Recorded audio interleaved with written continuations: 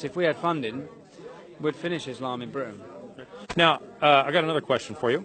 I noticed you're wearing a shirt or a button that says "I'm a Zionist." What does a Zionist mean to you? What is a Zionist? Well, a Zionist is someone who believes in a homeland for Jewish people. I believe. My definition, when I've looked at that in the dictionary, is Israel first. It means Israel first. Yes. Okay.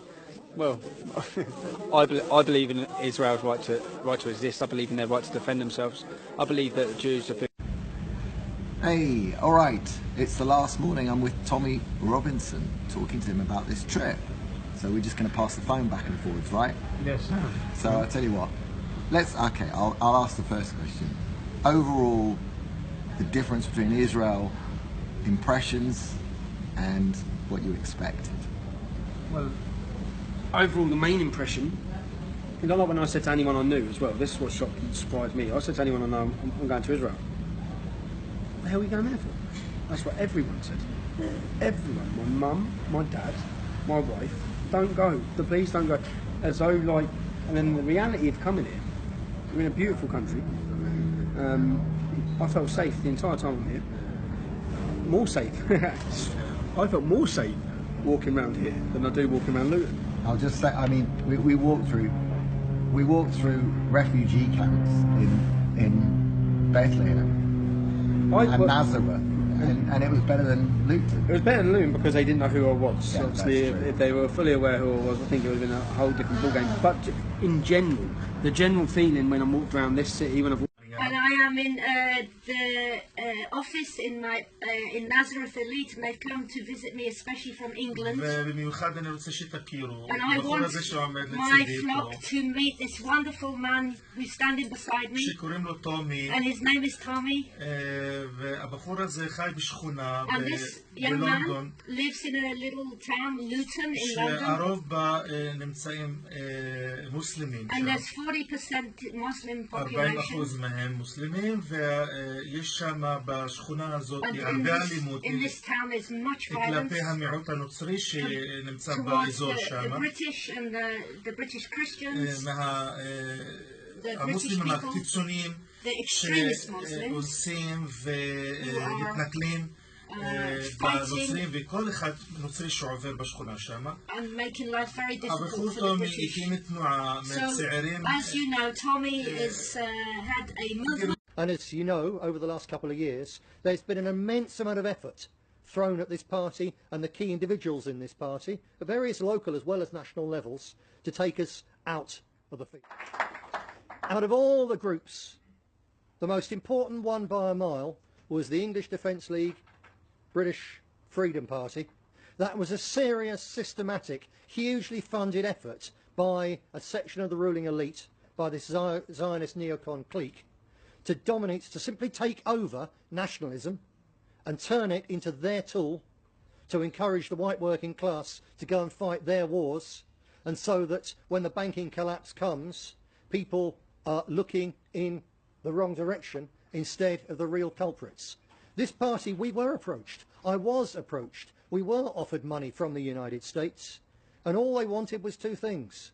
They only wanted us to concentrate on Islam, and I yield to no one in my criticism of Islam and grooming. I put my neck on the line. Many of you have put your neck on the line as well. But it's not the only problem. And they wanted us only to focus on that, and it only came with one other thing. They wanted us to drop our criticism of the banking system. Those were the only two things. We had to concentrate on talking about Muslims, and we had to drop our criticism of the international banking system. And I refused, and we refused. That was in about 2007. And all hell broke loose really from that time, when systematically they tried to take this party apart. And there's the self-same people in groups, various of the so-called Tory think tank groups and so on, things like Policy Exchange, things like the Centre for Policy Studies, the self-same people who organised and ran Nothing British to devastate the BNP's electoral chances with lies in the Sun and things like that. Those self-same people were there right at the start, conspiring to create the English Defence League, then the British Freedom Party, to take real nationalism in this country and break it on the wheel, and then replace it by their puppet. And we stood up to that. We faced it down. we've exposed it, and we've broken it. Their effort is broken, and we are still here. We are nationalism. We're going to stay nationalism in this country.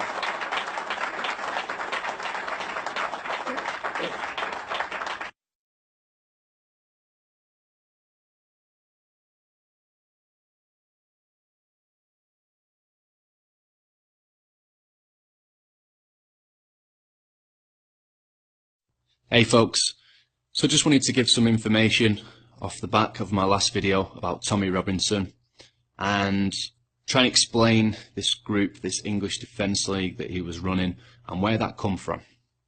And big shout out to Cookie Monster for putting this link in the chat yesterday. Go and check him out on YouTube, Hairy Cookie Monster. Cheers man. So okay, this comes from wideshut.co.uk, behind the media's mask.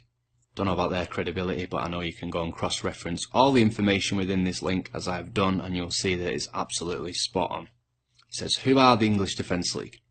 It says, with the English Defence League's leader, Stephen Lennon, languishing in a Norfolk prison, having been sentenced in January to 10 months, 5 in jail, 5 on licence, for using a friend's passport to enter the US. Now is a very good time to ask, who exactly are the EDL? Where did they come from? Are they really an organic grassroots street movement dedicated, as they continually claim, to peaceful opposition to extremist Islam in Britain? Is Lennon calling all the shots, or is he taking orders from elsewhere? Just as I've been saying all along, Lennon and the Zionists. The question of image and reality is especially relevant following information that came to light at the end of Lennon's recent court case. During sentencing, Judge Alistair McCreef intriguingly revealed that the name on Lennon's passport is actually Paul Harris. Lennon appears to be a man of many names. He is also known as Stephen Yaxley Lennon, as well as using the pseudonym Tommy Robinson. If we cannot be sure of his real name, we do at least know that he has some very interesting connections. Now, if somebody was so caring about patriotism and fighting for a better Britain and a better humanity, why the hell would they have so many different names? What are they hiding behind? You've got to ask yourself. Is he trying to hide that his roots by his name, family bloodlines and stuff? Let's read on. Lennon's arrest followed his illegal entry into the US last September to attend a conference organised by notorious Islam-hating Zionists Pamela Geller and Robert Spencer, whose anti-jihadist organisation, Stop Islamization of Our Nation, Zion, he is a board member. EDL or IDL. Lennon's attendance at a Zionist organised conference should have come as no surprise because the English Defence League have openly pledged loyalty to Israel, something that we've pointed out loads and loads of times. In an article posted on the EDL website and published on Geller's blog in June, Lennon made his devotion to the Jewish state perfectly clear. And I remember reading this back at the time. It says one of the fundamental beliefs that this movement was built on was its support for Israel's right to defend itself. In our first demonstrations, we went to Birmingham and we flew the flag of Israel, the Star of David. In the first public speech I ever gave, I wore the Star of David in Leeds. The reason for this is because Israel is a shining star of democracy. If Israel falls, we all fall. Is he talking about the Samson option? The only country in the world that has such a thing, to say that if there's all-out war against Israel, they've got all these nukes already programmed into major cities throughout the Western world and any other country that could be a threat. And the minute they detect a threat, they're going to launch all the nukes. Yeah. So is that what you mean? If Israel falls, we all fall because of the Samson option? Go and check that out, folks. Very interesting. No other country in the world could have such a thing and get away with it. Chosen ones can do what they want though, can't they? A politically correct nationalist movement, the EDL coalesced out of a small groups connected to Luton's football gangs and thugs, as I've talked about before with Combat 18, National Front, far-right Nazi groups in the UK, and the total hypocrisy of that, folks. Far-right Nazi-supporting white supremacist groups being funded and led down the garden path by Zionists, rabbis and Israel.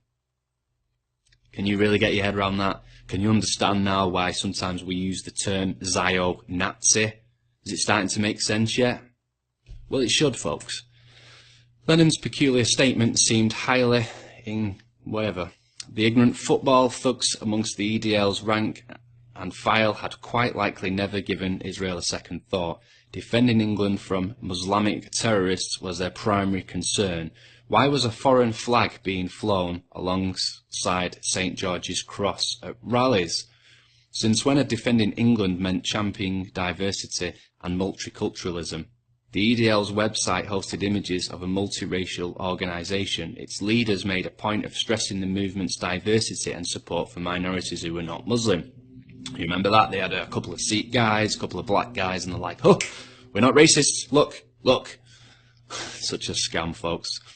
And the group has at various times operated a Pakistani Christian division, Jewish division, Sikh division, disabled division, and even an LGBT division.